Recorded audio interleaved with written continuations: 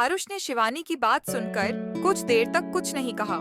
उसकी आंखों में सवाल थे, लेकिन कोई गुस्सा या नाराजगी नहीं थी। उसने धीरे से पूछा, अगर तुम्हारा दिल मेरे पास था, तो फिर तुमने मुझे पहले क्यों नहीं बताया? शिवानी ने नजरें झुका ली। मुझे डर था कि अगर मैंने कुछ कहा और तुमने मुझे ठुकरा दिया, तो शायद मैं तुम्हारी दोस्ती भी खो देती। मैं नहीं चाहती थी कि हमारी दोस्ती पर असर पड़े, लेकिन जब तुमने प्रपोज किया तो मैं और उलझ गई। उस वक्त मैं खुद को नहीं समझ पा रही थी। आरुष ने धीरे से शिवानी का हाथ पकड़ा और कहा, शिवानी, मैं तुम्हें कभी ठुकरा नहीं सकता था। शायद उस समय हम दोनों ही चीजों को सही से नहीं समझ पाए, लेकिन अब मैं जानता हूँ कि मैं तुम्हारे लिए क्या महसूस करता हूँ। अगर तुम्हें लगता है कि हम दोनों के बीच कुछ हो सकता है, तो मैं इस रिश्ते को एक मौका देना चाहता हूँ। शिवानी ने पहली बार मुस्कुराकर आरुष की आंखों में देखा।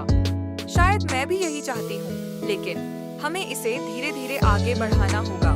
मैं नहीं चाहती कि हम किसी जल्दबाजी में कोई गलती कर दें। आरुष ने सिर हिलाया। हमारी कहानी अधूरी नहीं रहनी चाहिए। मैं तुम्हारे साथ हर वो पल बिताना चाहता हूँ जो अब तक अधूरा रह गया था। कुछ समय बीता। आरुष और शिवानी ने एक दूसरे के साथ ज्यादा समय बिताना शुरू किया। वे अब पहले से ज्यादा खुलकर बात करते थे।